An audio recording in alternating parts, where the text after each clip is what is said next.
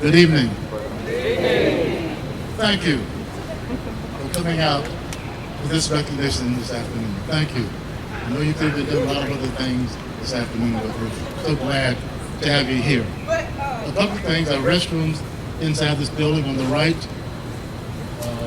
feel free. This is the FIU Black History Learning Tree. Why? The tree, the use of the tree comes to us from Africa, where the elders would sit around a tree at the end of the day and make decisions. Men. So this is a tradition that comes to us from Africa. In slavery, same thing. The men at the end of the workday would sit around the tree and tell lies and joke and what have you. The women were in the cabins getting ready for the next day, cooking and what have you. The men around the tree with a little hot liquor and what have you. So this is a continuation of that tradition, the tree. Now why are we out here instead of in that nice, comfortable auditorium right behind us? That's because I did not ask FIU if we could do this. If I had asked FIU, they probably would have said no. And had they said no, I would have done it anyway. This is public property. You know, we have a right for free speech, so we didn't ask permission. And especially with what's going on in education, higher education today, with the suppression of Black history, we need to be under this tree. So, thank you for coming. We're going to have Ray Charles open this event. Go for it, Ray. Get it.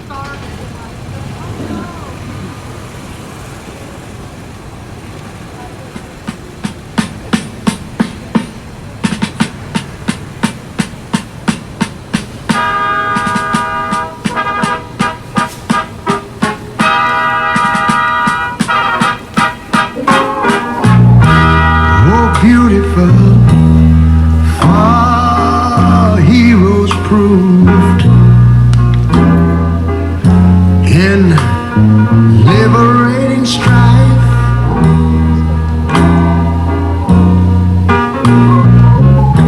who more than self their country loved,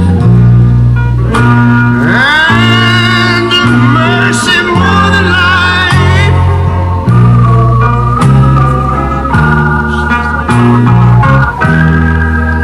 America,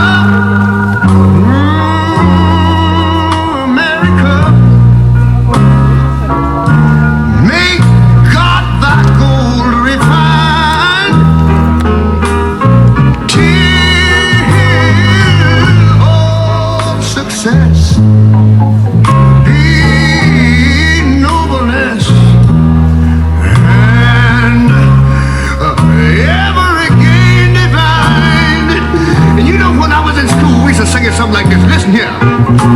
Oh, beautiful, far spacious skies, far amber waves of grain,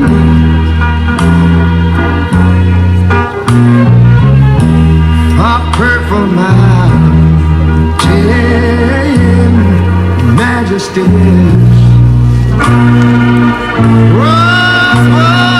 The fruited plain. But now wait a minute. I'm talking about America, sweet America. You know, God done shed His grace on thee. He made me crown not good. Yes, He did. Hear me, brother.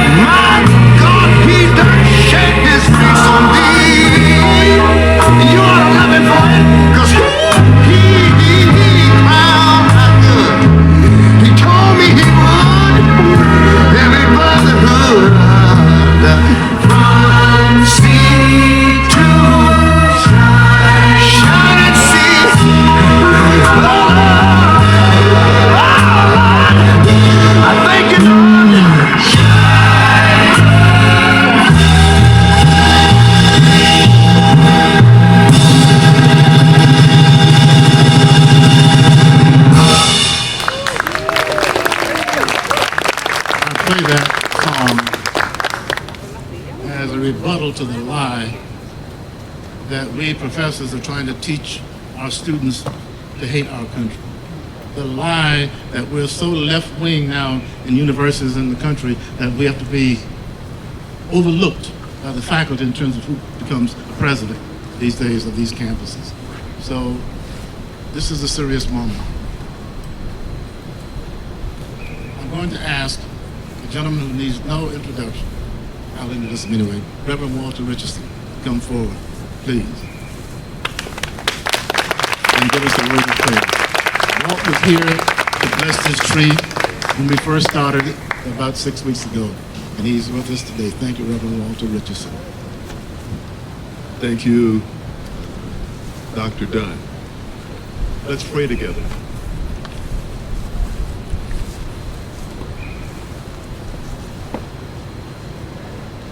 Heavenly Creator, on this Juneteenth, 2025, we gather in jubilant celebration and profound celebration, lifting our voices in praise and in prayer.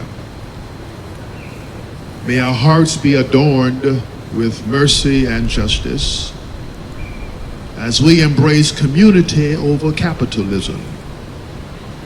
Let our vibrant diversity unite us, weaving a tapestry of love that transcends all barriers.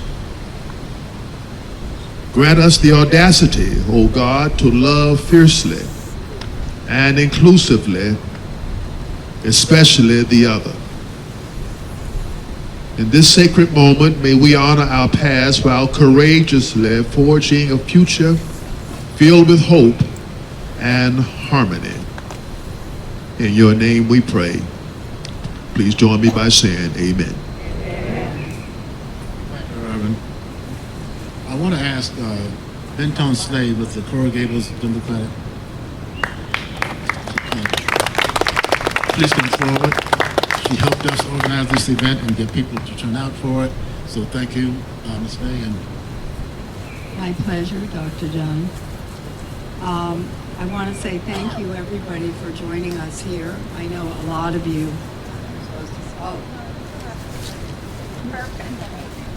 You're perfect. Okay. Anyway, I'm the president of Coral Gables Democrats and soon to be the chair of. I believe you can hear me, right? Okay. So and soon to be. You still can't. Okay. Hello. Unite 305. We realize that the only way that we can start winning elections is to go beyond Democrats. And so we are looking to not only activate Democratic voters, but also no party affiliation voters, and the growing body of disillusioned Republicans. It's the only way that we can save Florida from becoming blood red. And so we're very happy that so many of our members are here and a lot of other people that we've met along the way. Dr. Dunn is an inspiration for all of us, and he educated me recently that Juneteenth is definitely not a celebratory occasion, but more like a memoriam. And so I'm looking forward to his storytelling and hope to see all of you again. If you're interested, you can find us at coralgablesdems.org. We're constantly presenting speakers and organizing volunteer activities to register voters and to increase vote by mail, since we know that there's a much greater percentage or likelihood that people will vote if they are registered to vote by mail. So that has been a big emphasis of our efforts for the past 5 years. And we have someone here, Madeline Shirley, who has everything you need if you are not a registered voter, which I'm sure you all are, but if you're not re-enrolled in vote by mail, because on December 31st, 2024, everybody got kicked off again. So So Madeline is here to help with that. Yes, Madeline, thank you.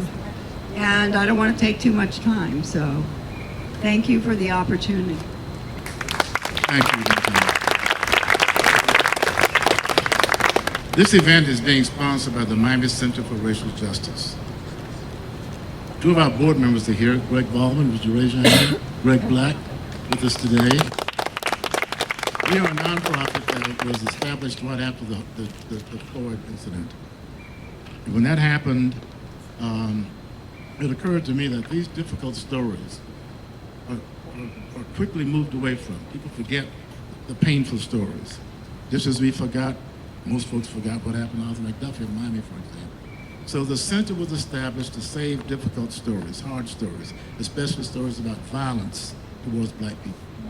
And so that's why we're here, especially now that the state of Florida does not wish to have people know about these stories. So we're going to do two things today. I'm going to talk about slavery in general, slavery in Florida, and then we're going to tell Anna Kingsley's story. I'm sorry? And we'll start with Juneteenth. I'm not a fan of Juneteenth. I respect those who are. I respect those who made this a federal holiday. I understand the emotion behind Juneteenth. But what did it change? How did it change the lives of the formerly enslaved people? How did it change their lives on June 20th? It did not change the lives of enslaved people. What were they going to do? Even when the Emancipation Proclamation was announced in 1863 by Lincoln, and the slaves are free. No, they were not. What was an enslaved person going to do if you were enslaved in Georgia or Alabama and Lincoln says you're free? Walk away? Go to Ohio? Go to Canada? People went right back to the cotton fields after the Emancipation Proclamation, after Juneteenth, because they were still economically enslaved. Where were they going to go? So I believe that Juneteenth should be recognized, but for our history, for our valuable history and suffering that has brought us to this moment. That needs to be celebrated and recognized. But this is not a day of freedom. We were not free after Juneteenth, but our history is alive and well, and we intend to keep it that way.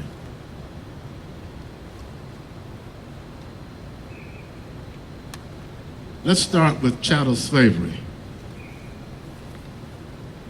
How was slavery in America different from slavery in other places in the world? DeSantis will tell you there was slavery all over the world. Slavery in Africa, slavery in China, slavery was everywhere. We were just another country that had slavery. We were different. Not we, they were different.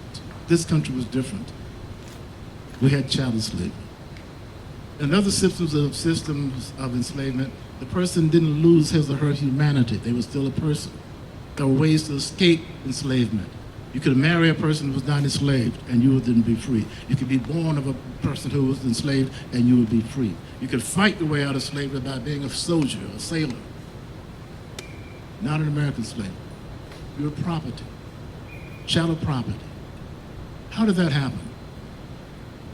How did that happen? How did people get to be seen as property and not as humans in the American system?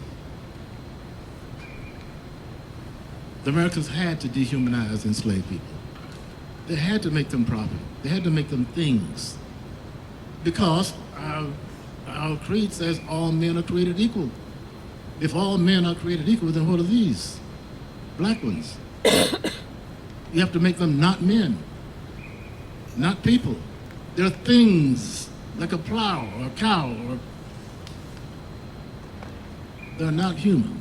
Our own American creed demanded that the enslaved people be chattel slaves.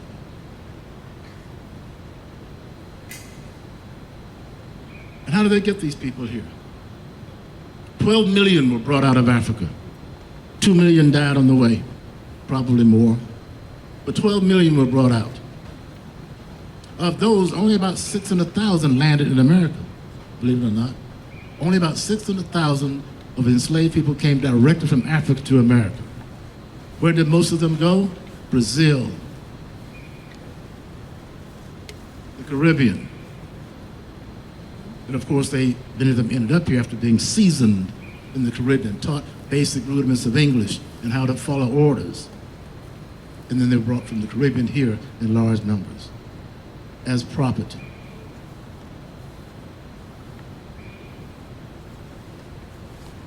The problem was sugar at first. In Europe, only the royals had sugar. It was a privilege to have sugar. They come over here, the Spanish, and they find out that sugar grows in the Caribbean, like weeds. You can grow sugar. The problem with that is you need people to work that crop, a lot of people. That means you need enslaved people, the way they saw it. So the first thing that led to people being brought here in chains was sugar in the Caribbean, Cuba in particular, Puerto Rico in particular. Ponce de Leon had one of the largest sugar plantations in Puerto Rico. He was a horrible conquistador, horrible slave master. It was sugar. And then in America, cotton. It was cotton. That damn cotton gin. 1793, Eli Whitney supposedly invented the cotton gin. You know why that was so important? Cotton is a very highly labor-intensive crop. It takes a lot of people to work a cotton crop. And the problem with cotton is that it comes in these little bowls of sticky. You got to pick the cotton out of these. And people who pick cotton have hands all ripped up from doing that. Or they come up with some sort of device to protect their fingers from picking cotton. It's a terrible crop. It takes a long time to do that. Then here comes Eli Whitney, a tinkerer, a northerner, makes a trip to the south, and he, invented the cotton gin. The cotton gin made it possible that machine made it possible to do the work of 10 enslaved people in a day. The cotton gin did that. That meant, oh my God, we can plant a whole lot more cotton in the South. The cotton gin, 1793, that double machine.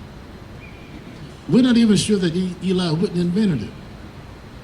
The story goes he came down from the north and was traveling around the South and saw some enslaved people using a comb to separate the cotton from the seeds. A comb. He saw this. And from that idea, he invented the cotton gin. That led to many, many millions and more people being enslaved.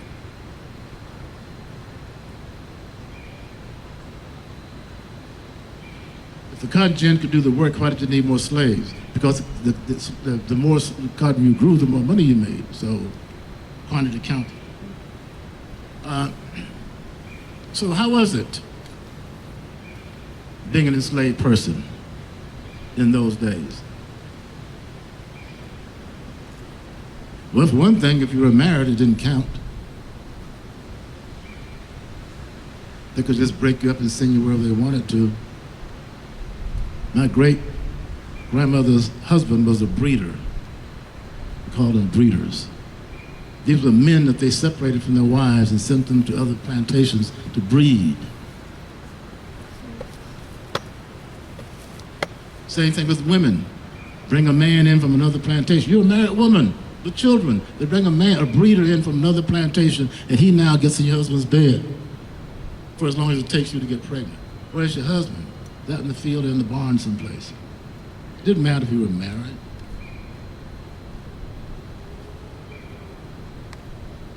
And don't have a racially mixed child.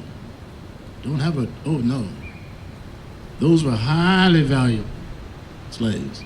That's one reason why they bred slaves, to get light-skinned ones. Why did they want light-skinned ones? Because those were the ones they wanted working in the house around white people. The lighter the better.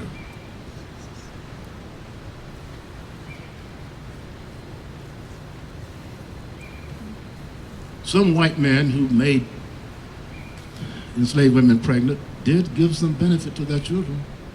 Some cases they freed them, some rare cases, gave them property sometimes, gave them some educational advantages. So we had in Black America a divide based on color.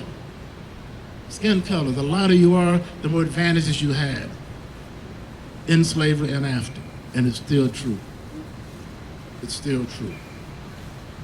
What about how you got worked as an enslaved person? There were two systems for working slaves. One was called the task system. When you finished your task for that day, you were free to do whatever you wanted to. Have your own garden, hang around the tree, make something you could sell. The task system gave the enslaved person an incentive to finish his or her task and do something. The task system. Kingsley used the task system on his plantation. The other way was the gang system, where you take a whole bunch of men and send them out to do a job. And when they finish doing that job, what do? So, to another job. And they finish doing that to another job. There was no incentive to work. So part of the stereotype that black folks are lazy came out of the fact that you were working, but not for yourself.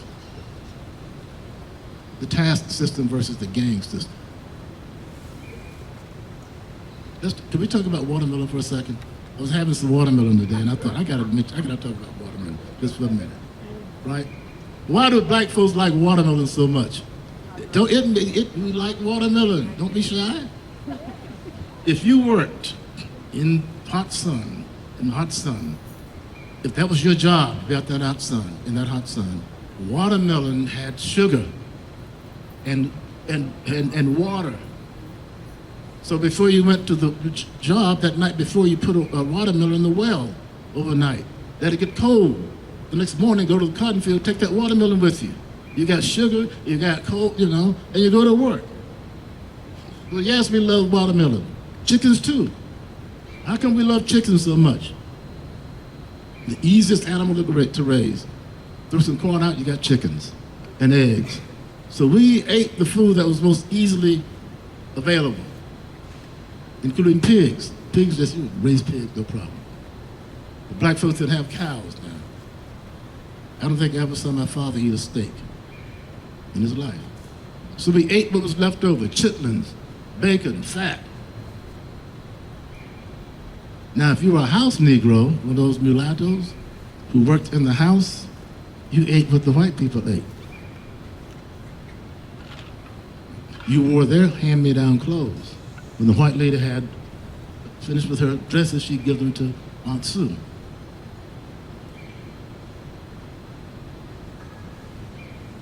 There were advantages to being a house Negro. What did you wear? What did you wear if you were an enslaved person? They gave you clothes twice a year.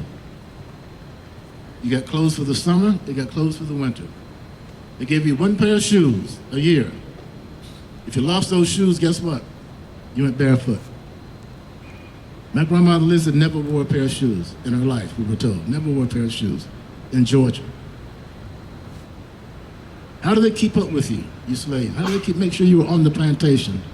They had men called paddy rollers who would go and catch you if you ran away. White men on horses would come and get you. How do they make sure you wouldn't run away a second or third time? What was the main way they kept you from running away? Thank you. Cut your foot off. Cut your foot off. You can still work with one foot. You can't run. And why didn't more people run? Why didn't more people? I talked to kids today. I wouldn't have been a slave. I would have run away. No, you wouldn't have. Where would you have gone if you're in Georgia, Alabama, Mississippi? You want to be free. Young man in his 20s, you want to be free. Where are you going to go? Canada? And then what about your children and your wife? Who's going to cut the wood for your mama in the wintertime? You go up in Canada somewhere. People stayed where they were. Emancipation and freedom, they stayed where they were. They stayed where their grandparents were buried. They stayed on the land where they were. They didn't run. This lie about the slave men being after white women during the Civil War, white men left and went to war, left their wives and daughters back at the plantation. There was no rape, attack of white women by black men because the white men were gone to war. Didn't happen. That was part of the lie.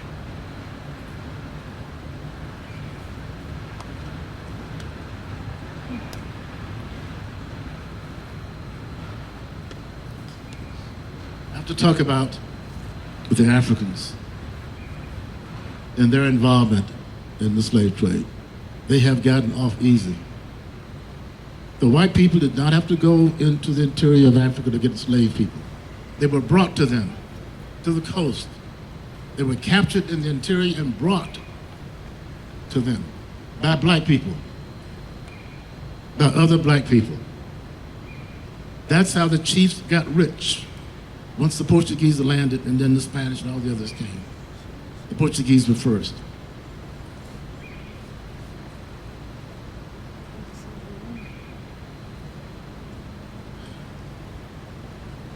So many black men were captured as enslaved people that at one point women started going out capturing black people. Black women go out to capture enslaved people. They were called Amazons. They existed. Anna Kingswood was probably captured by an Amazon, a group of Amazons. So many black men were gone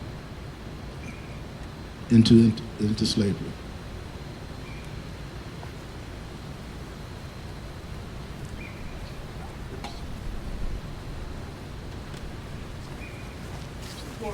Thank you. Just hold those. It's important before we leave the African chiefs to point out two things. Why did they do what they did?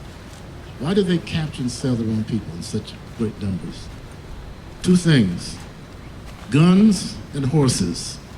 Those who had guns, those chiefs who had guns had power. Those who had horses could capture people, more powerful in war. And that's what the Europeans brought to Africa. Before that, they were fighting each other with spears and blowguns. Now here comes very, very powerful weapons. I want to talk about the Middle Passage for a moment. Once they captured you and marched you to the sea, to Goree Island or some other such slave fort, you may stay there for months, waiting for enough people to be captured to make a shipload to be sent out. And that first phase was called the Middle Passage, getting you from Africa to the Caribbean, and then here, the Middle Passage. 6 to 8 weeks on that ship, packed, sometimes 600 people on a ship. They even planned for some people to die. The insurance companies betted that about 20% of the cargo would perish on the Middle Passage.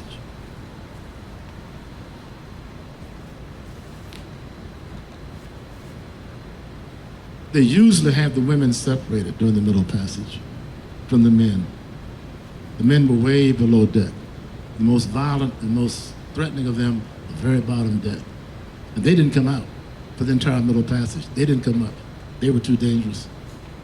Women, they may let sit on top deck, topside, or at the first deck below. And it was a hellish, hellish passage.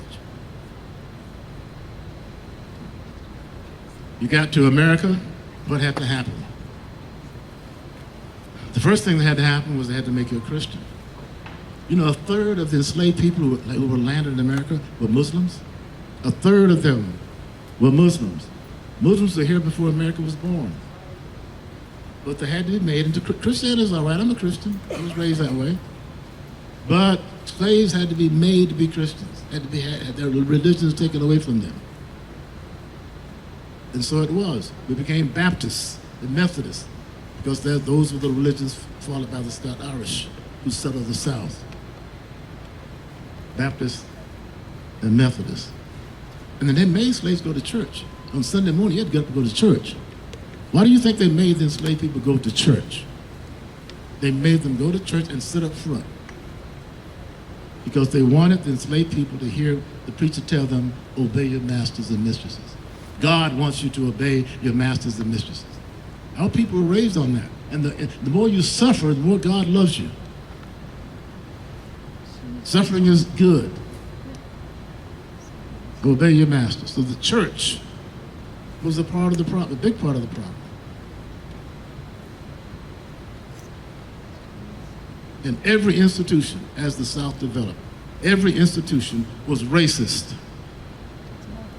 Ron DeSantis, every institution in Florida started out racist. Name one that didn't. The church, business, schools, art. All of these institutions started out with black folks being on uneven ground that still has not been made up.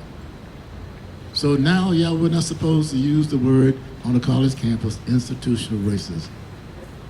And I repeat it every chance I get, institutional racism. A couple other comments about slavery, and we'll talk about Anna. What was the greatest damage done to the folks who were enslaved? What was the greatest damage done to them?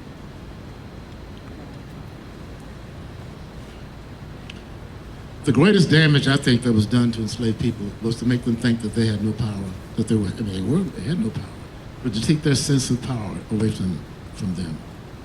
You perceived yourself as a powerless entity. And that's terrible. And even after slavery, many formerly enslaved people had trouble breaking out of that.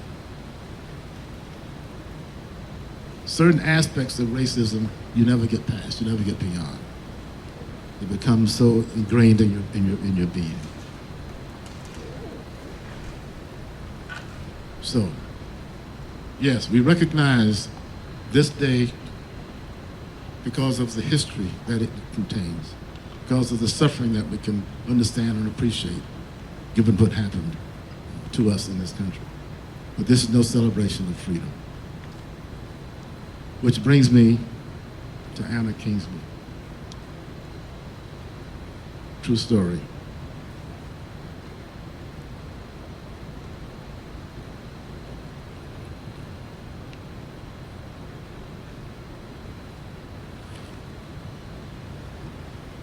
She was a princess in Senegal of the Wolof Kingdom, an old kingdom in Africa, in Central Africa, Senegal. Her father, the book opens with her father, who's a prince. And when you get to be 16 years old, if you're male in the Wolof tribe, you had to go out into the jungle alone with a spear. And you had to kill a male lion or a male elephant by yourself. And bring back some physical evidence that you killed a male lion or a male elephant. And you're 16 years old, out there in the bush by yourself. That's how the book opens, with the prince who was the king proving himself to be a man. Of course he did it. Of course he did it.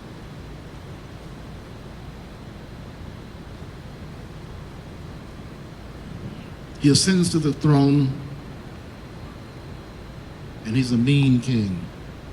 He's a war king. He's one of those kings, one of those chiefs that send people out to capture other people. And he's powerful. Anna's dad is. And Anna's born. He has 5 or 6 sons already. And then he gets this daughter, the princess. And she's so precious to him. Now, in that society, when a princess is born, wise men have to go down into a cave to get an amulet for her to wear for the rest of her life, a diamond. So when Anna's born, these wise men go down into this cave, the story goes, to get this amulet, this diamond for her. And once they're on the bottom of the cave, the walls burst and in comes water from the river. It floods the cave. And all these men, except the oldest of them, are carried away, drowned. Now, before the men descended into this cave, they rubbed themselves with pig fat so they could slip through the crevices easier. So the cave gets washed out, everybody gets killed except this one guy. There's no light, all the torches are gone. How did he find his way out? This one guy with Anna's amulet. He crawled using his nose to smell the fat. And that's how he got out to the surface. It gave Anna her amulet. And she was a typical princess, privileged. Her mother would not let her play with children who were not royals. So she came up as a privileged person. But she developed a liking for a handicapped girl. Little girl had only one leg, and her mother would not allow her to play with her. She's beneath you.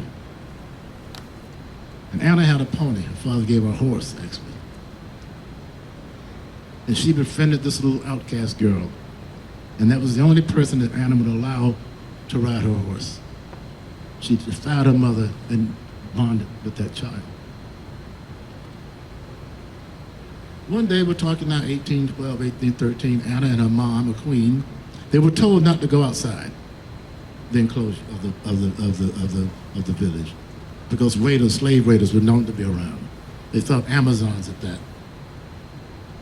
So everybody was supposed to stay inside until the king said okay to go out. But Anna and her mother had some attendants take them down to the river to bathe. And lo and behold, they get captured.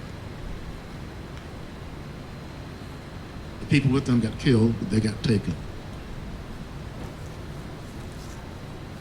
And this long march to the sea, the people were chained together, marching day and night. If you failed, if you got sick, they left you or they killed you. And again, these are black people marching with other black people to the sea. They get Anna to Gorée Island, Senegal, a slave fort, where she was put with hundreds of other people to wait to be put on a ship. Eventually, she is placed on a slave ship. The second in command on that ship was a man named Zephaniah Kingsley. He wasn't the captain. He was the business manager, one responsible for keeping up the money and selling the slaves. That was Zephaniah Kingsley's job. But he was also a ship captain and a slave trader. But that was his job on this ship for that voyage. So the ship leaves Gorée Island with Anna and her mother down in the hold, and it was terrible.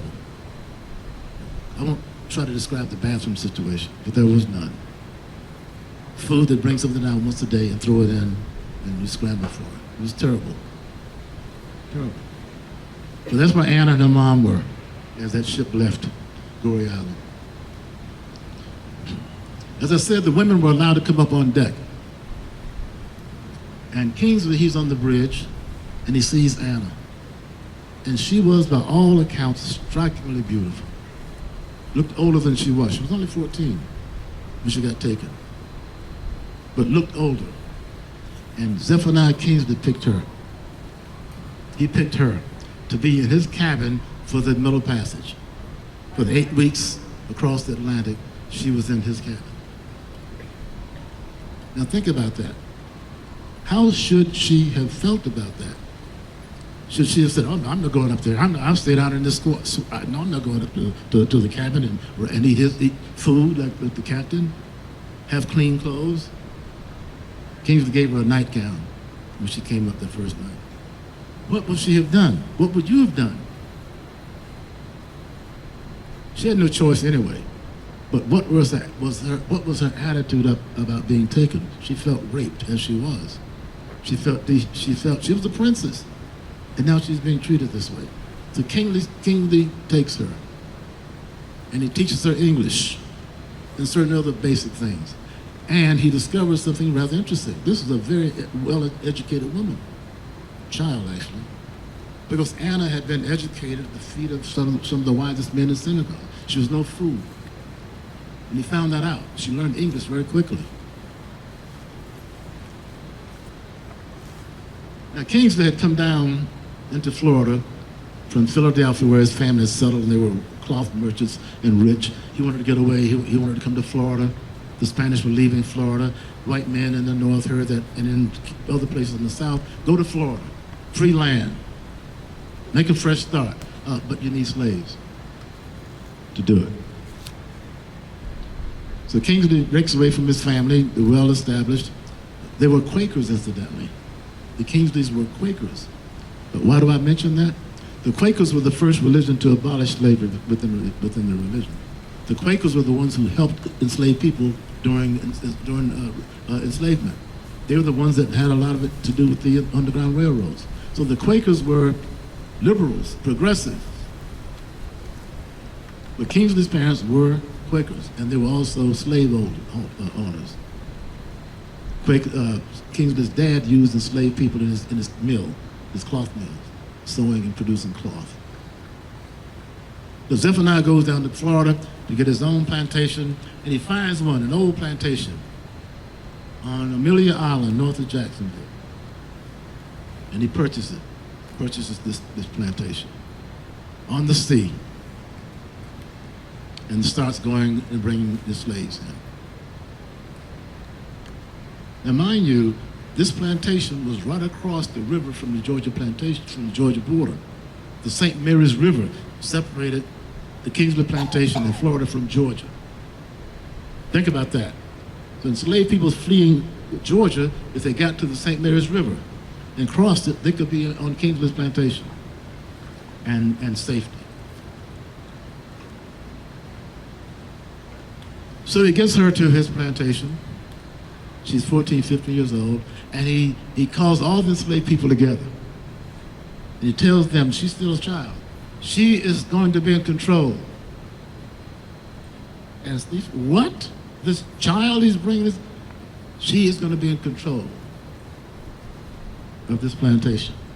And she was. He kept going back to Africa, bringing in more slaves. She managed that plantation better than he did. Now the Spanish are still in control, and they're trying to take Florida. Around 18, 19, maybe somewhere in there, they raid and they come into Florida, and they attack Kingsley's plantation. Anna is not yet free, but they attack his plantation, and he's in Africa. Anna defends Kingsley's plantation against the Americans. She what? By then, yes, she had the first couple of children. Thank you for reminding me. But she defends the plantation. And yes, Kingsley by this time has given her 2 children. Or, not right, but he had impregnated her twice. She had 2 children by this time. But she was defending the plantation against the Americans for the Spanish. And they forced the Americans out. And guess what the Spanish did for Anna? They gave her land and slaves. She had a store on the St. Johns River above Jacksonville that the Spanish gave her. So she was now a slave owner and a businesswoman. And then Kingsley freed her and freed the children. I think he had 4 children altogether. So now, look at this. A free black woman with enslaved people and property in Florida, married to a white man. This was a problem. See, Kingsley was a different kind of slave master. As I said, he used the task system. When his enslaved people finished work, they could go wherever they wanted to. He even allowed his enslaved people to have guns. Kingsley's slaves could walk around with pistols. Very, very upsetting to the other slave masters in that area. The Kingsley niggas got guns? Damn. Plus, the Kingsley slaves could leave the property if they wanted to. When their tasks were finished, they'd go visit at another plantation. But now slave masters are saying, what are they doing over here? So the frictions developing with Kingsley and his neighbors. Kingsley now builds a house for Anna right behind his house. There's a walkway connected the 2 of them. And Anna fixes the meals for the family in her house, brings them into the big house, and the family sits down at the table in the big house and have dinner together. Kingsley had his racially mixed children and his black wife sit at the table for dinner when his white guest came. Didn't make them leave. This is Florida, 1830s, even before that. And this man is raising racially mixed children with a black wife he recognizes and has empowered. This is a problem in Jacksonville, in Florida, at that time. Now, as Florida became a U.S. territory, the Spanish left. Things got very different when the Spanish left.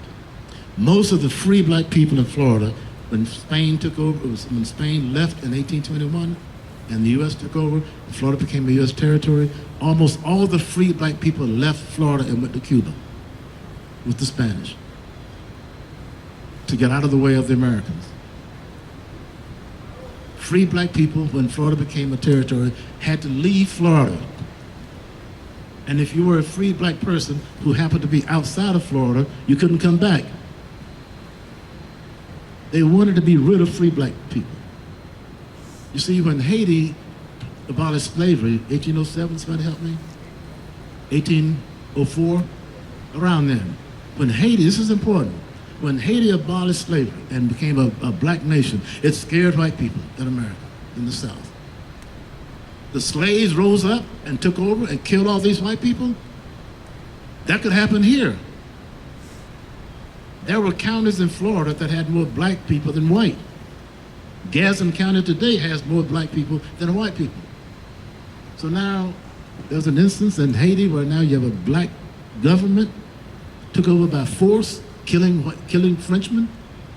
And yeah, they did. The Haitians were pretty bad about that. Killing women and children, putting their heads on poles and hanging, it was pretty bad. But white Southerners were frightened to death about what had happened in Cuba, in Haiti. And they clamped down even more on enslaved people after Haiti. Here's one big problem that Kingsley had. When the Americans came in, the Spanish left. This is important. When the Spanish were in control, Florida recognized three races: white, black, mulatto. White, black, mulatto. Florida becomes the territory of the United States, and guess what? There are only two races: white and black. Now, Kingsley became a member of the Territorial Council, appointed by President Monroe to represent Florida. And he went to Washington, arguing for Florida being different in terms of race. We need three races in Florida, he said, just as the Spanish had it. That was so important to Kingsley and to Anna, because if mulattoes were not recognized, if mulattoes were now black, then in the American system, black people could not inherit property. What was to happen to his plantations? He now had three. If his children could not inherit his property, if Anna could not inherit his property, then what was to happen to it? That is what began to really get him upset. What to do about that? What did they do? They moved to Haiti. He packed up everybody, whole family, and those who were enslaved who wished to go with him, he gave them the option to go. Those who wished to stay, stayed. Most of his enslaved people went to Haiti with him. Of course, in Haiti, they were not slaves because Haiti had abolished slavery. They worked as laborers on his new plantation in Haiti. He left Anna in Florida.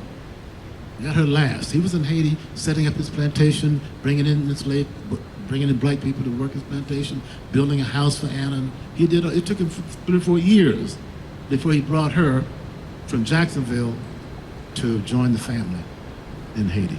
She was the last one to go. And the family has a good life in Haiti. They're upper class, they're privileged, they have land, etc. And in 1843, Kingsley Upson dies. Now, mind you, when he first raped that child on the slave ship, she was 14, he was 42.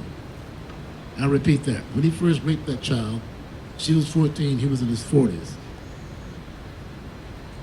He dies and leaves his property, including 3 plantations and his enslaved people, to Anna and them racially mixed children.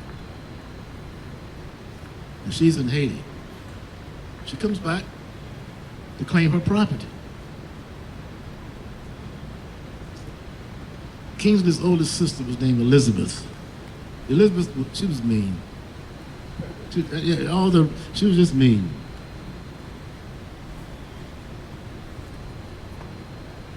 She challenged this in court. A black woman and racially mixed children can't inherit property. in Florida. This case, Kingsley died in 1843. By 1847, that case reached the Florida Supreme Court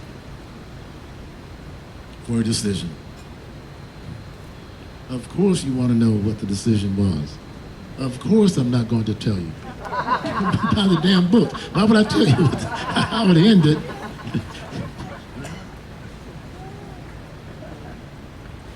But it's a true story. The Kingsley Plantation is now a national park, open to the public. Anna's house and Kingsley's house is preserved. In fact, the cabins on the Kingsley Plantation are the only preserved slave cabins in Florida. All the others are gone. And the only reason that these are preserved is because they're made out of tabby, seashells, and cement put together. They're not wood, so they still stand on that plantation.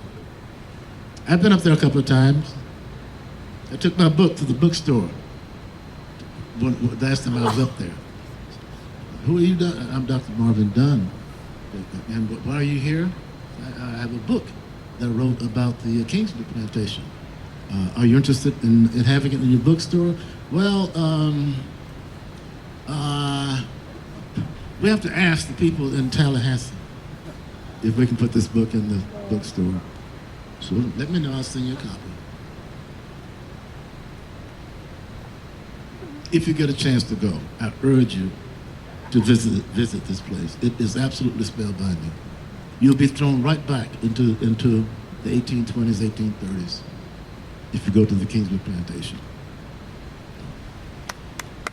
Now, I wanted to make a couple of general comments and then hear from you folks about this subject.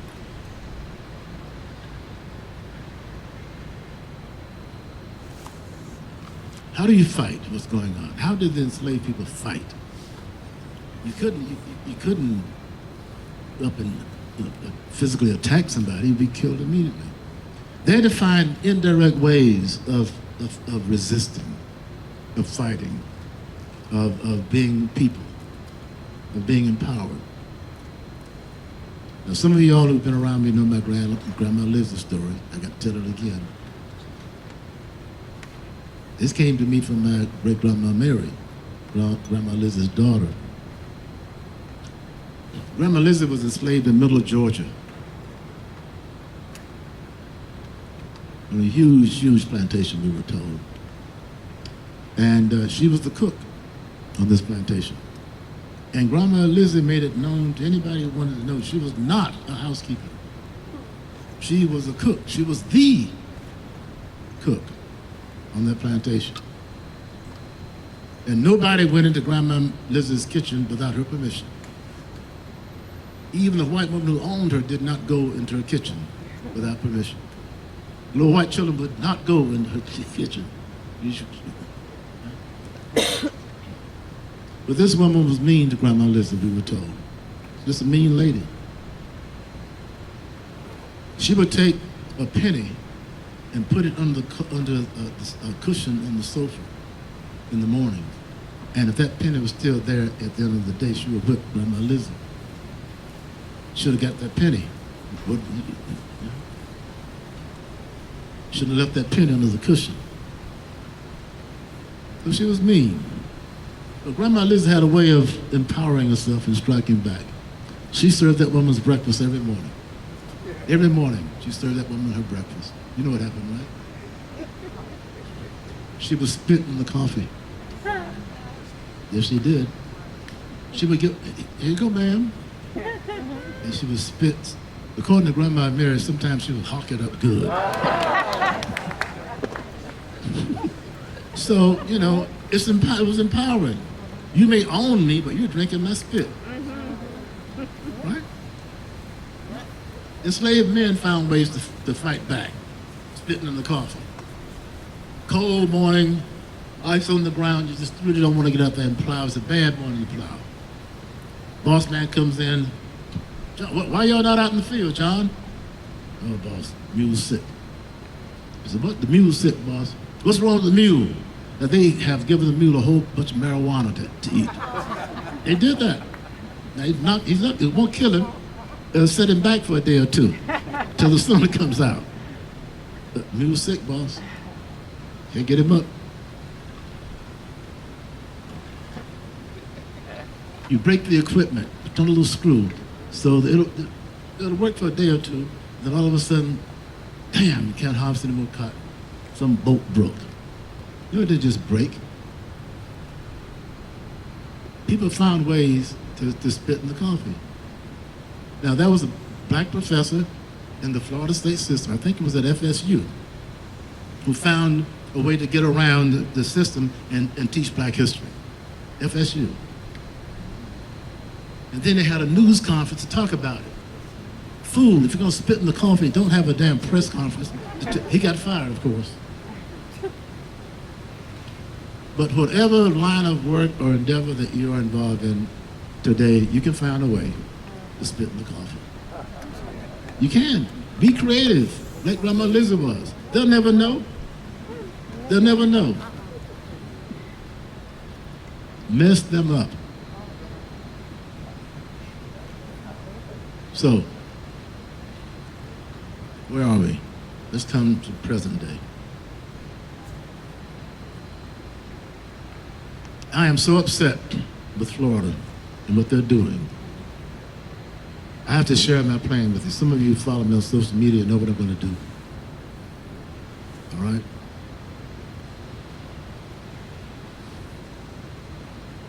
I'm going to put together the most graphic, photographic exhibit on lynching in Florida.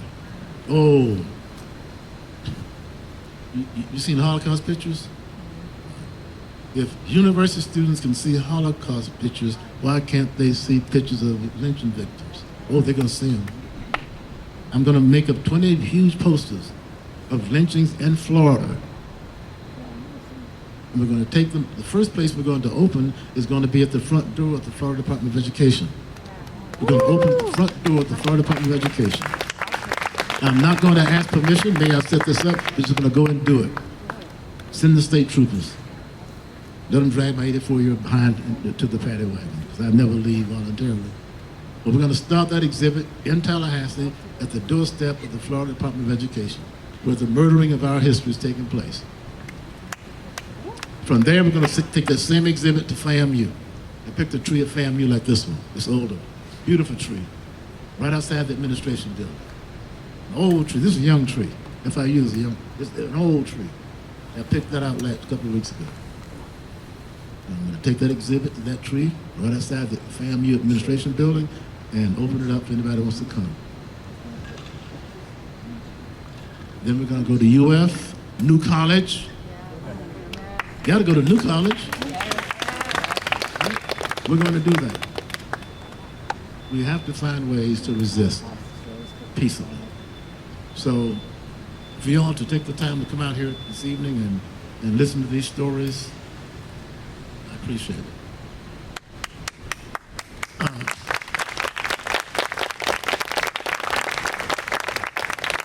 Now, before I open the floor, I want to just circle back to Juneteenth for those. Some folks came in a little bit late, sort of pinpoint just why we're doing this and why we're doing it this way. Juneteenth is important because our history is important. Juneteenth is important, but it's no celebration for freedom. When Lincoln announced the Emancipation Proclamation in 1863, if you were an enslaved person in Kentucky, you were still enslaved after the proclamation. If you were an enslaved person in Missouri, when the proclamation was issued by Lincoln, you were still enslaved. The proclamation freed only those enslaved people in states that were in rebellion. And then that didn't mean anything. So what if you were in Mississippi and the Emancipation Proclamation is passed? What are you going to do? Walk away? The boss will let you go? It meant nothing. It didn't change anything. And that's why I have trouble celebrating it. More cotton was picked the year after the Civil War ended than the year before the Civil War started. More cotton was picked in the South the year after the Civil War ended than the year before it started. Why? Because the enslaved people went right back to the cotton fields. Because those northern textile mills needed that cotton. The North was implicated. The North has gotten far too much credit for ending slavery and standing behind black folks. They did not. Those textile mills needed money to keep operating. And this 40 acres of the mule business, that wouldn't have worked. They didn't need individual black families with 40 acres of land growing cotton. They needed plantations to produce massive amounts of cotton, not little 40-acre plots. That's what the North wanted. That's why they took the troops out in 1877 and ended Reconstruction. They needed the money. They needed that cotton out of the South. They needed us back in the cotton fields. In 1842, the U.S. Congress passed what was called the Florida Armed Occupation Act of 1842. The Florida Armed Occupation Act of 1842. That federal law, Florida was not yet a state, that federal law gave 60 acres of land, free land, to any white male head of household who would be willing to farm it. Any white male head of household got 60 acres of land. And if you farm that 6 acres, guess what? You got another 6 acres, and so forth. No black male head of household got any of that land. So when DeSantis says there's no such thing as institutional racism, we're all even now, what about all that land they got free when we were not given land? Sure. And land was the way that you built wealth. You didn't build wealth through technology. You built it through land and slaves.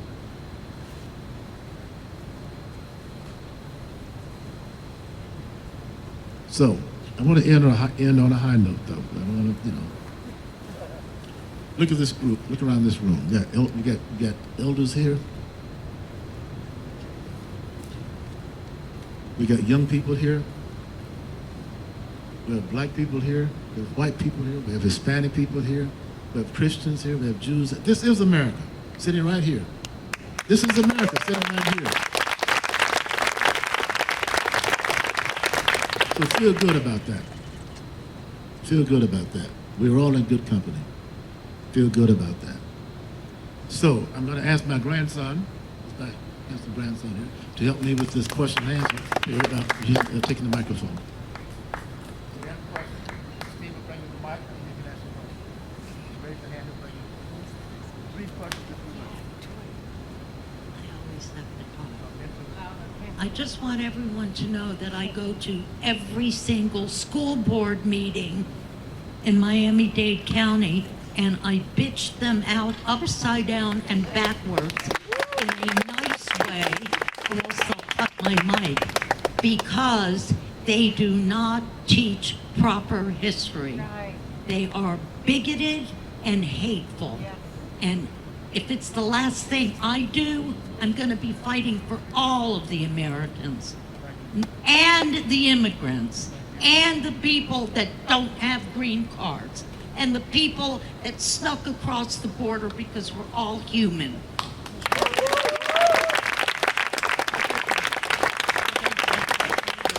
Respond to any message, any feeling?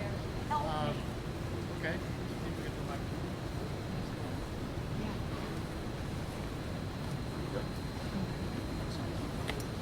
Hello. I just wanted to find out, maybe I missed it. When is the lynching exhibition starting? This fall, I haven't put together yet. Okay, it's coming. Yeah, when Okay. the students return to college, we expect that the exhibit will be up the first week of September. First week of September? Okay. I'm sorry. I'll repeat the question. Yeah, okay. I just wanted to thank you again, Dr. Dunn. And if you're a Dade County Public School teacher, don't be afraid. Teach the truth. Don't be afraid.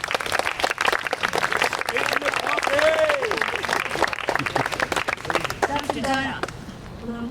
Yes. Dr. Dunn, can you please address how you see the church system now in terms of comparing to what you had discussed earlier, to how they are today and how they are either helping to empower black people or also giving them the opportunity to stay put and feel powerful just by coming to church? Good question. Have someone?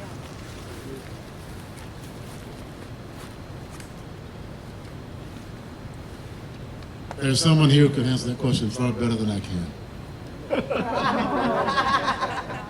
I'll tell you this about the black church, what I see happening. I'm now finishing, I just finished actually, a textbook on black history for middle school students, Black History in Florida, for middle school students, which is ready to go. It will never be in a Florida school. I wrote that book for Freedom Schools, schools run by the churches to teach history, black history in the churches. So that's what that book is for. I think the churches are finally stepping forward, stepping up. What do you think, Rev?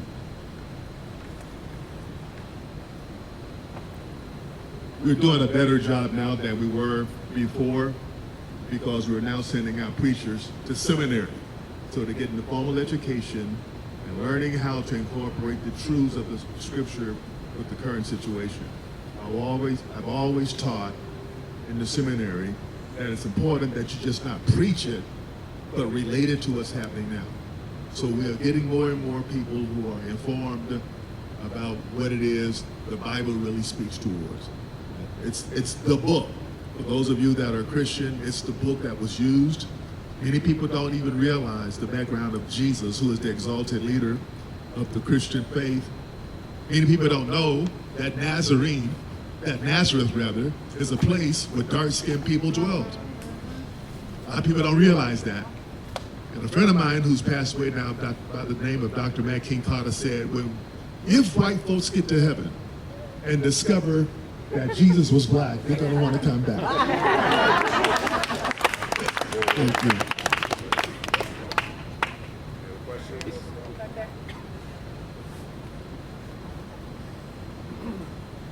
Dr. Dunn, I remember hearing a story that I would like you to relate.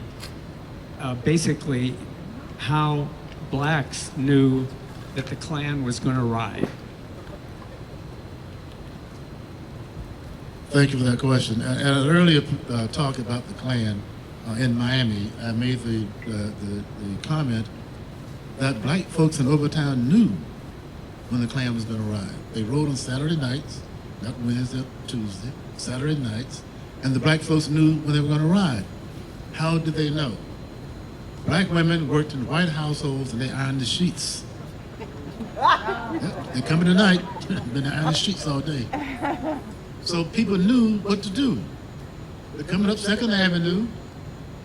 You're a black man, your family, 5 or 6 kids, your wife, and you hear the Klan's gonna ride tonight. What do you do, Mr. Black Man in Overtown in 1922? You tell your wife, hide under the bed. You tell your children, hide. You're the man of the house, this is your family. How emasculating is that? Turn the lamp off. Everybody hide, be quiet. Maybe they'll ride by us. And that's how it was in Miami when the Klan came back in 1921. But how damaging was that to black men? Now, we had a group, I met a man named James Nimmo. Mr. Nimmo was in his 90s when I met him. And he arrived in Miami in 1913. And he was a member of the Marcus Garvey group, the Back to Africa movement. Those folks. And he told me that when the Klan rode through Overtown, we didn't hide. We sat on our front porches with our pistols in our hands. They rode right on by. The Klan went after folks who could not protect themselves. You have a little backbone, they left you alone. But they were horrible in Miami during the 1920s. In fact, the female auxiliary of the Klan in Miami won first prize in the first Orange Bowl parade. Other questions?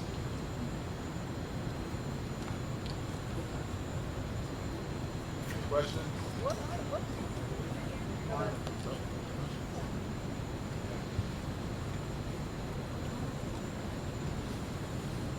Hi.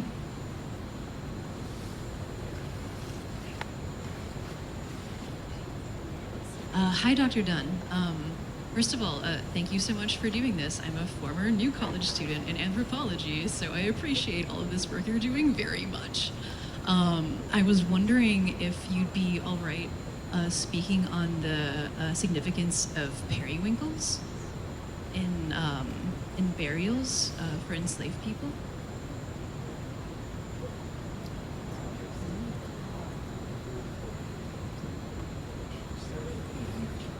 I can't believe you asked me that question. You know, face the camera. Okay, all right. I can't listen. This afternoon, I was sitting on my patio. I picked a periwinkle. It was a tiny little thing trying to struggle, and finally was able, with all the rain we've had, to stand up and start to flower. And I thought, I'm going to take that to the learning tree and plant it right here. I think she'll survive right there. This periwinkle. Periwinkles can survive anything. They want hot, dry, rocky. They don't want water. Water makes them mad. So I'm thinking of putting periwinkles around this tree. We'll talk about that. That's as much as I can say about it.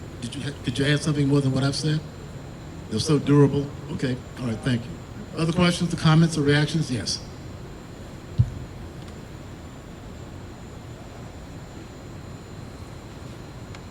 The one thing that stuck with me about the book was the description of the production of indigo by the slaves.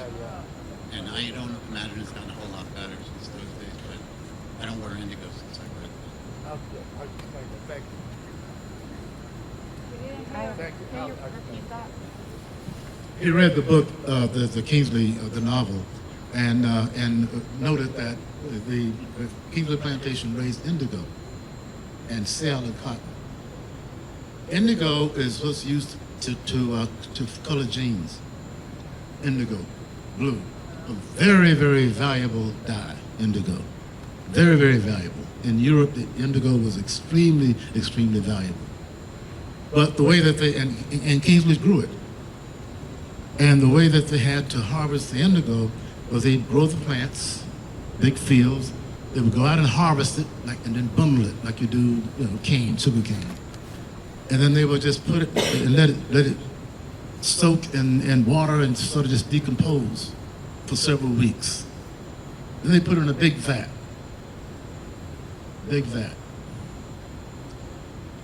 And enslaved boys usually would bring old pee and pour it, urine. It needed to be stale urine, could not be fresh. Some enslaved boys had the job of going around every morning collecting the urine to take to the indigo pit to dump it in, and then the enslaved people had to get in and mash it down with their feet. If you worked in indigo, you had blue feet, blue ankles. And it was a terrible smell. Buzzards would not come around indigo pits.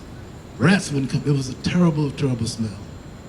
So if you were a really bad slave on an indigo plantation, they would have you be one of the ones that stayed in the pit smoking. But that was indigo. Kingsley also raised seal and cotton. Seal and cotton was different. Long staple cotton, very, very fine cotton. Queen Victoria's handkerchiefs were made of seal and cotton, not short staple cotton like they grew in Mississippi out in the plains somewhere. So they grew seal and cotton because it grows along the sea. So this was a very, very valuable crop that Kingsley grew and made a lot of money on seal and cotton. Good question. Thank you for that question. Other questions? Yes. Not a question, but a comment when you were talking about black people. Not a question, but a comment when you were talking about black people hiding in Overtown when the KK rode through. I thought of immigrants hiding when ICE comes out.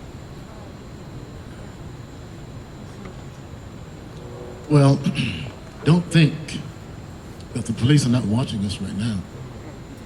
Don't think ICE is not watching us right now. Of course they are. You think they'd let this just happen out here and y'all and not pay attention? My guess is that they have a microphone in that tree. I don't give a shit. I don't care if they do. I'm not going to say anything that I wouldn't say either way. But if they're smart, they'd have a camera. Just have a, you know. So yeah, they're here. This is a police state on this campus. I joined FIU in 1972 when it first opened. None of these buildings were here. None of them. None of them. We were in double wide trailers on the western side of this property. That's where classes started, 1972. All of this came later. My office was in this building for 20 years. And I joined FIU because FIU advertised itself as being community oriented. Come to FIU, you don't have to be an academician in the lab. Do stuff in the community. That's what FIU is going to be about. Community involvement. This I came out here in 1972 for that reason. And now it's totally opposite. You better not be involved out there in the community. I have colleagues on this campus I've known for 30 years who will not return a phone call to me. May be closed by the time you arrive. Who's the president? Will not return a phone call. Do not dare show up here. Can you imagine? To have that photograph, you've been photographed. Don't think you haven't been. To have your photograph, yeah, this is America now. They took your picture. Who's the president of FIU? The president of FIU, Jeanette Nunez. She was Florida's lieutenant governor with DeSantis. DeSantis wants his wife Casey to run for governor. What does he do? He puts that woman here as president of FIU for $850,000 a year salary. She just started at FIU officially today. That's who's president here. Yeah. So, and then, as you know, he's picking the presidents all over the place and putting them in these positions. That's where we are today. Other comments or questions? We've got a few more minutes. I have a question. My question is about YouTube. I saw was Jacob Ladder. YouTube about Jacob Ladder, and this guy had a metal like a cage around his neck with spikes on it. Could you describe what that was? What that was about? He's describing a device that was used against enslaved people. It was an iron collar that has spikes all around it. So if you were wearing this thing, you couldn't really move very fast or go very many places. Your head had something this wide around it. So yes, a method of controlling enslaved people. Yes.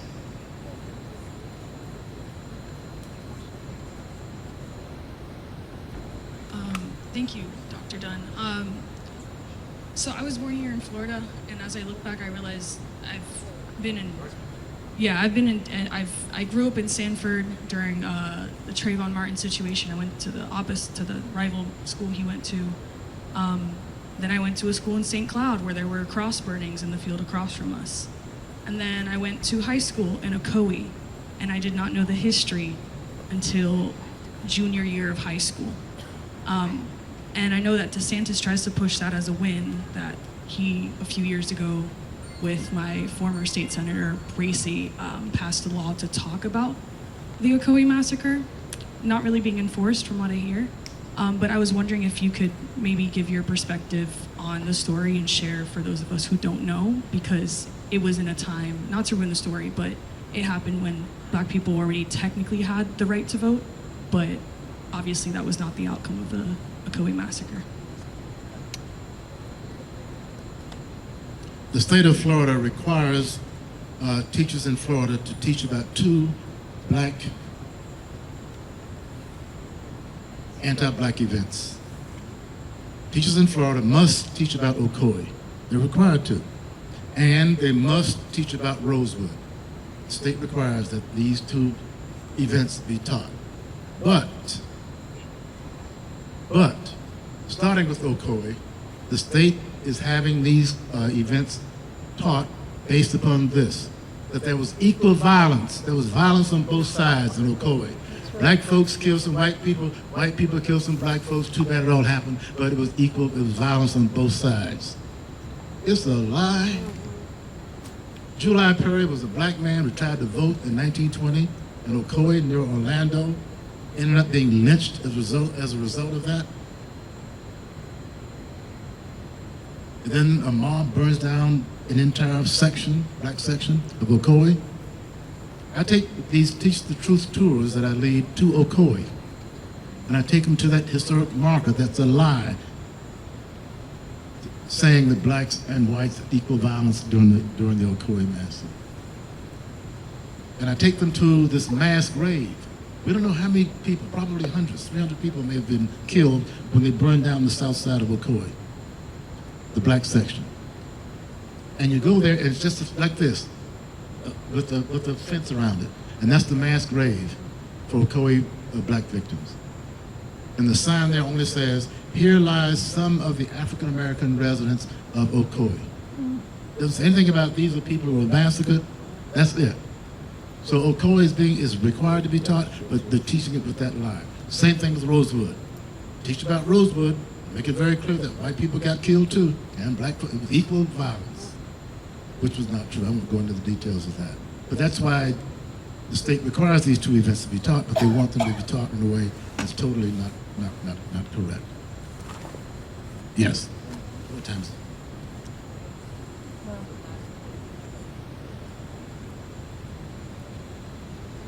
I try to register voters all over Dade County.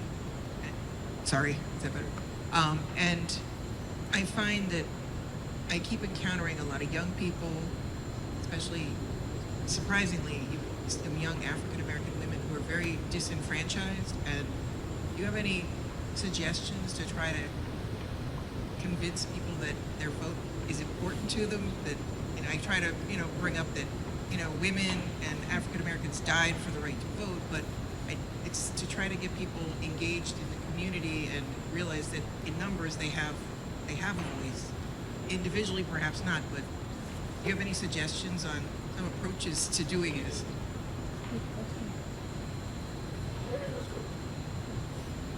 Dr. King realized, with all of his nonviolence in his philosophy, he realized that the only thing that moved white America was tragedy, was violence. 4 little black girls getting blown up in a church in Birmingham, Emmett Till being lynched, Medgar Evers being shot down. When those things happened, white America, Emmett Till, George Floyd, a short period of time, American whites become focused on, this is wrong, we need to do something. And then it goes away. And King knew that. King knew that had there not been violence against blacks, no one would have paid attention to nonviolence, to what he was doing.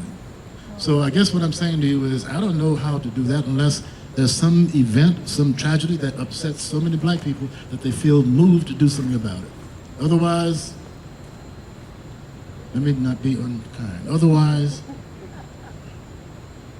I'll be 85 years old this month. I'm tired of this shit. Y'all need to be doing this. Young people need to be doing this. Y'all need to take this over. I look to us elders. We've been out there. Young folks, To me, all y'all under 60s are children to me. Yes.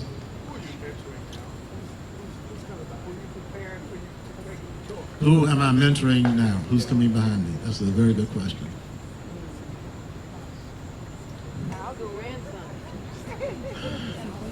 That's a problem. That's a problem. I can't keep doing these tours.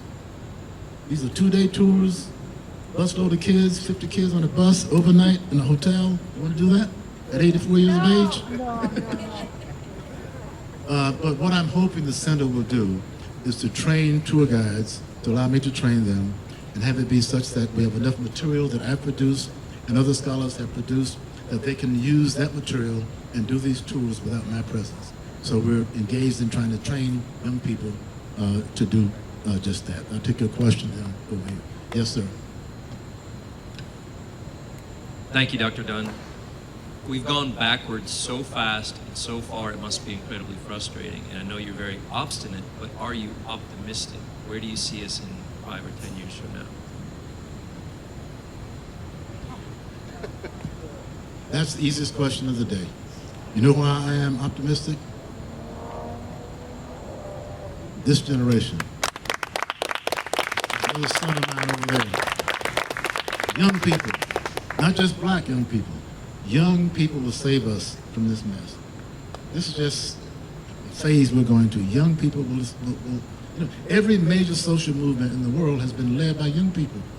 Young people uprising, saying no, But what happened to South Africa? Had it not been for high school students, college students, middle school students hitting the streets, South Africa would still be in bad shape.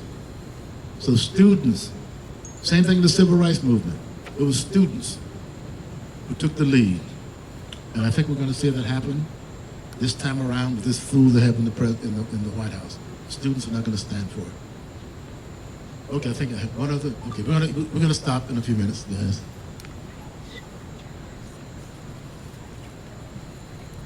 Dr. Dunn, I'm grateful to God for raising you up for a time such as this.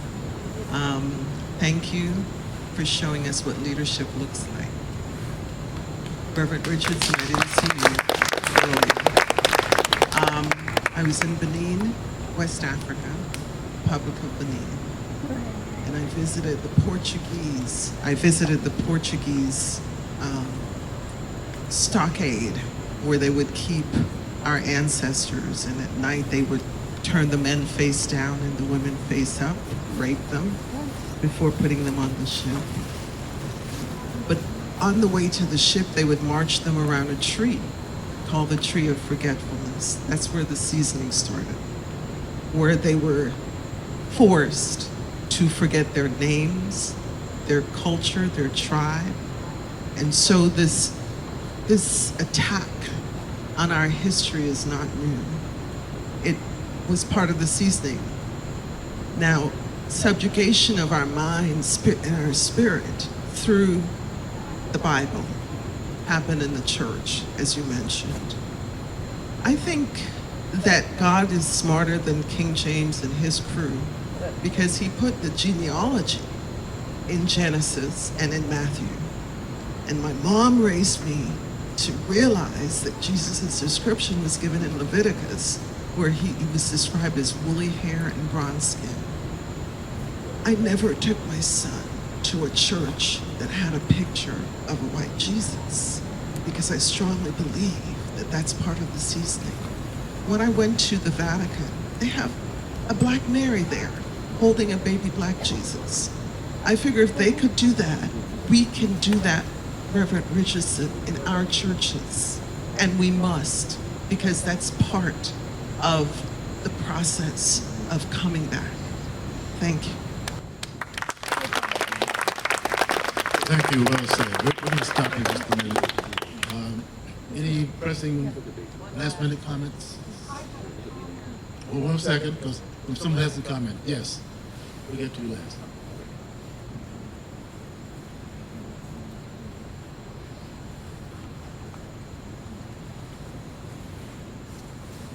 Good evening, everyone. Dr. Dunn, thank you, and good to see you again. I apologize, I missed a few meetings, but I'll be there. I just want to thank Dr. Dunn for being an inspiration for me, and seeing some of the things that he does and all the things that he does is really impactful on me. So it just helped me continue to do the work that I'm doing at Lincoln, and I want you to know that you are definitely thought of every day, and I thank you so much, and I'm going to continue to do the little part that I can. And I just want to say thank you.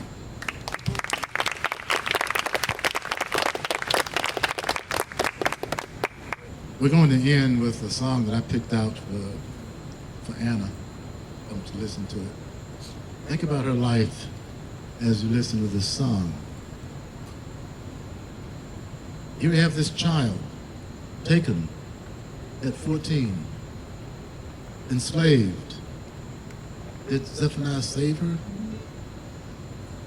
As she mentioned, Zephaniah married her, but he had 2 other black wives. He only had black wives. He had 2 others. But he apparently held Anna in a different light. She was his #1 wife. She was the one in charge of things. She was the one who apparently became a person to him. But then, how did it all end? So as we close, I just want you to listen to these words and think about this woman, the life that she led, the fact that in the end, even if she had not gotten Kingsley's slaves and all that, she was already well off, well done, well positioned because of her relationship with this white man. But how many black women suffered this? How many black women suffer this? Did she love this man? Did he love her? So I picked this song to close with. Doug.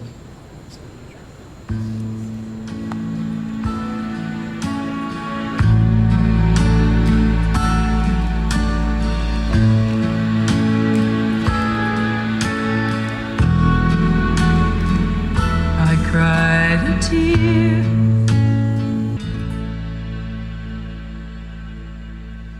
Thank you very much. Have a good evening.